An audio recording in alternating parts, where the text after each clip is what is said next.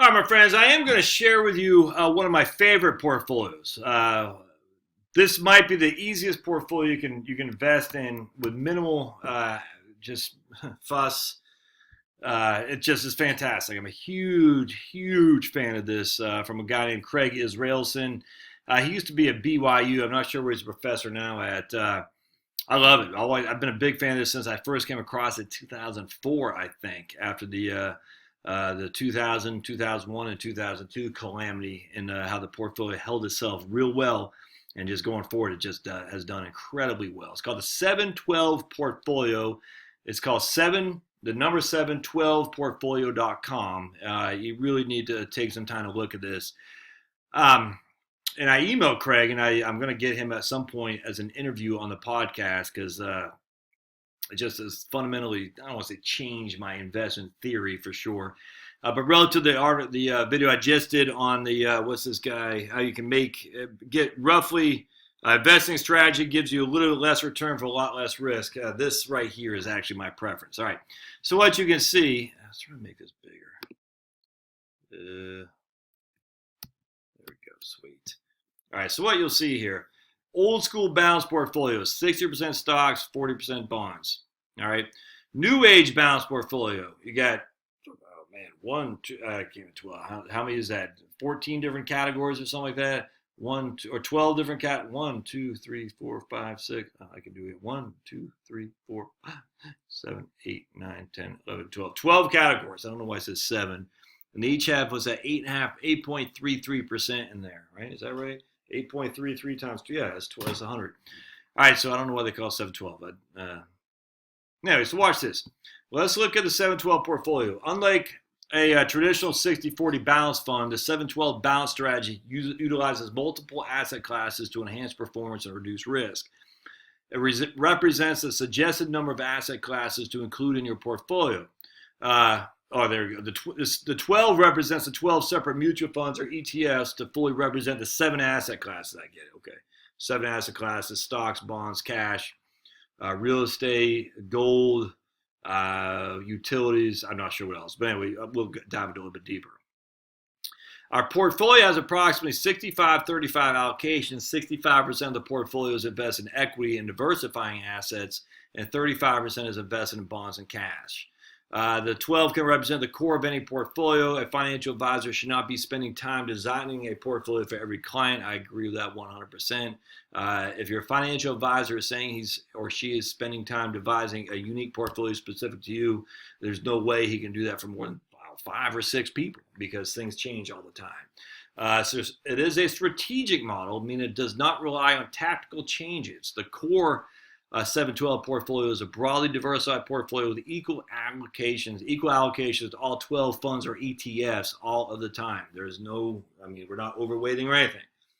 It's 8.5% roughly, 8.33 to 12 different ETFs, and leave it like that.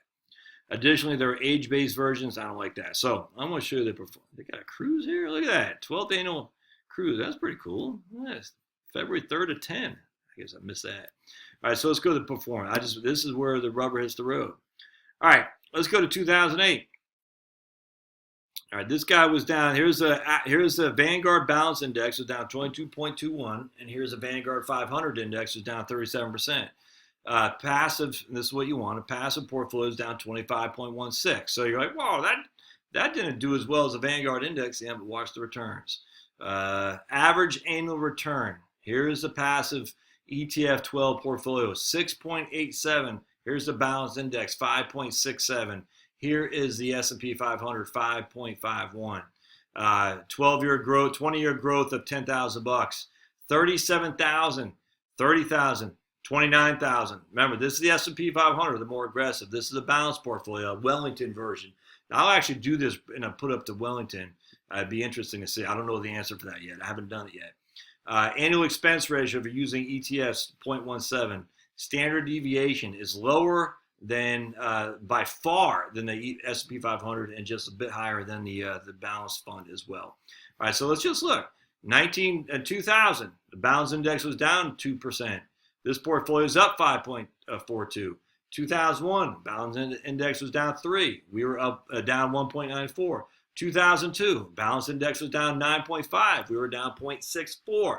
In 2002, I mean, 9, 12, and 22%. All right, so we were not even anywhere near the Vanguard fund, S&P 500, and we were much well ahead of the balanced index. In 1999, S&P 500 was up 21%. The balance was up 13. This one was up 16.8. Let's keep going. 2005 was a pretty bad, not a bad year, but bad year. S&P 500 was up 4.77. Index, the balance index was up 4.65. We were up 12.34. You want to take a gander? Why? Because it had gold. That's why it had gold. That's exactly what happened. 2011, we were down 1%. These guys are up a little bit, 4 on the balance and 1.97 on the S&P 500. 2015, we were down 5. Balance index just basically a little bit above even. S&P 500 1.25. And again, so we were kicking butt and taking names when the gold was kicking butt and taking names. In 2011, the gold started getting crushed, as did we, relative to the S&P 500, relative to the balance index. Look, in 2013, we're only up 9.65, where these other guys are up more than double, triple that, almost quadruple that. 2014, the same thing. 2015, the same thing, because gold was just getting killed. And so gold saved our bacon here and then got killed here.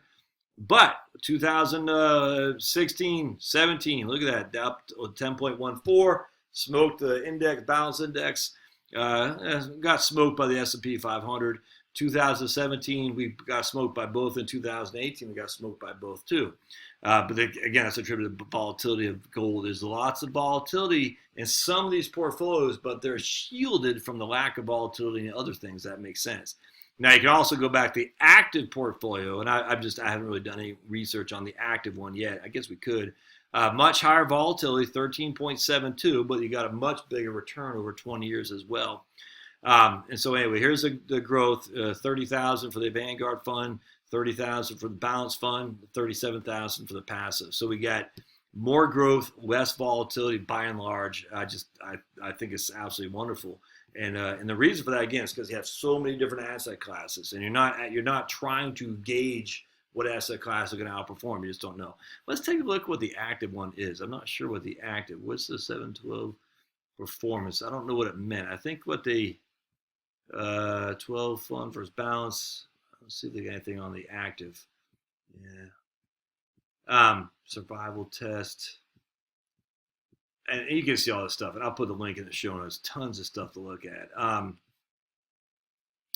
don't see the active. I don't get what the model performance.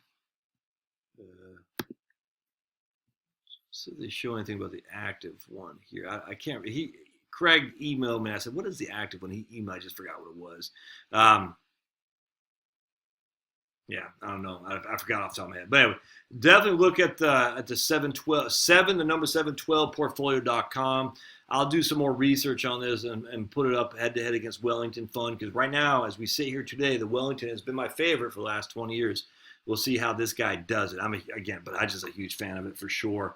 I think you can buy this with I can't remember how you just got to look at it. I'll do some more research on that, but I'll look back at his email, what he sent to me, Craig did, in terms of how you get this, where you get it from, like what brokers offer this and whatnot, and how you do it yourself. But I'm a big fan. I think it's a good portfolio to look at for sure. And he gives you all his numbers, all his information right here, all the Excel spreadsheets right here, man. It's just awesome. Build your investment portfolio for $5 a month. And he's got a paperback or Kindle. I'm just a big fan. All right, more to come, and we'll see you next time.